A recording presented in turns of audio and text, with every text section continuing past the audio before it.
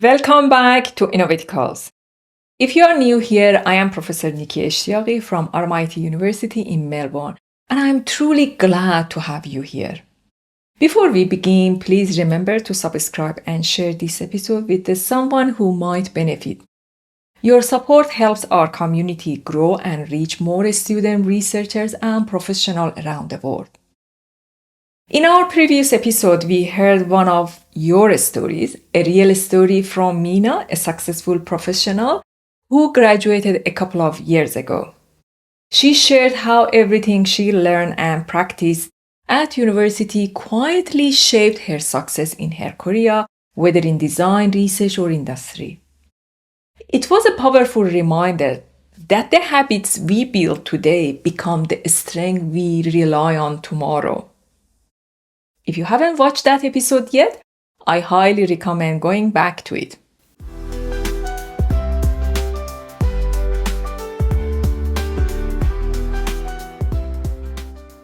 Today, I want to refer to one of the skills that came up recently in a conversation with one of my early career colleagues who is now a lecturer. She asked me a very important question. Why do some people easily forget what they learned during their study? Why is it that soon after graduation many struggle to recall the knowledge and skill they once had? This is such a valuable question, and the answer leads us directly to one of the most important skills we can develop: active listening and active reading. Based on my observation, this skill makes a significant difference in the achievement of the students, researchers, and professionals. In fact, the way someone listens and reads determines how deeply they understand, how much they retain, and how effectively they can apply what they have learned in real situations. So, let's begin with listening. And to understand what active listening is, we need to first look at the passive listening.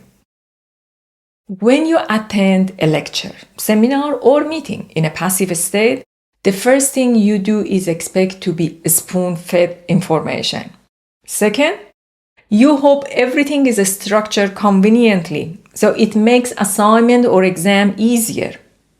And third, you avoid anything that requires deeper thinking, anything ambiguous, challenging, or outside the exam content. Once the lecture ends, the subject is mentally closed until exam time arrives. Now, passive listening doesn't mean that you are not intelligent. You can still tell the difference between a boring lecture and engaging one. But passive listening keeps you at the surface level. You hear words, but you do not analyze them, question them, connect them, or make them part of your long-term understanding. As a result, information stays in your short-term memory. And once the exam is over, it fades away. This is exactly why many graduates later struggle to recall what they studied. It was never processed deeply. Active listening is completely different. First, it requires full attention, listening to what is being said, how it is being said, what is repeated, and what is emphasized. Second, you constantly look for connections between the new information and what you already know. And third, you engage in a mental dialogue, questioning ideas, considering different perspectives, and thinking about what they mean for your understanding or your work. This is the same difference we see in research. A passive researcher follows instruction mechanically.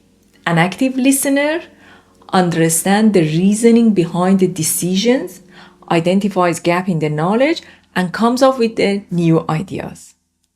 And in industry, this difference shows up in your ability to solve problems creatively rather than just following procedure. The truth is that active listening can feel tiring at first. It demands focus from a mind that might not be used to working that intensely. So it is best to start small. Focus on one or two important ideas during each lecture or meeting. Identify what you do not understand and then take proactive steps to clarify it. And of course, remove distraction. You cannot expect deep understanding while your phone is buzzing beside you or when you are sitting at the back whispering with friends. This brings us naturally to active reading. Active reading means reading with attention, intention, and curiosity. It requires you to understand not just the words on the page, but the deeper meaning behind them. Every text, whether it is a research article, a novel, a technical report, or an academic essay, has layers of the meaning. Many students skip straight to their personal opinion before understanding what the author is actually communicating. To read actively, you first look at the genre. Is it fiction, non-fiction, a scholarly paper, or reflective essay? Then you consider the context. When it was written, for whom, and why. You look for explicit and implicit messages. You identify symbolism, assumption, different interpretation, and the broader significance of the text in your course or your field. Only after that do you bring in your personal understanding. This approach changes everything. In research, passive reading means copying result.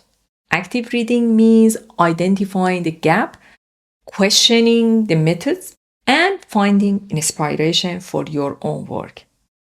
In industry, passive reading means following a procedure.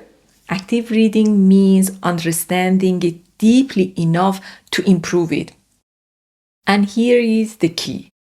When you listen and read actively, information becomes part of you.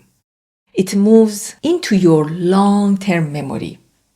You don't lose it after graduation and you carry it with you into your career, just like Mina did.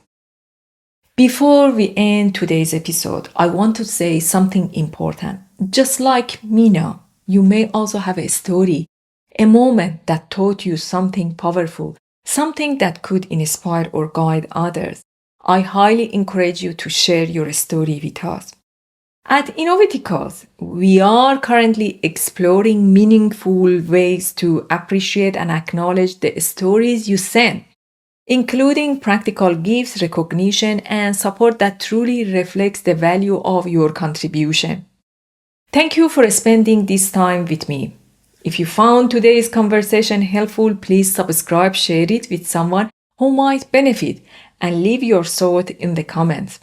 I look forward to reading your stories, your challenges, and your journey. Take care, and I will see you in the next episode of Innovaticalls.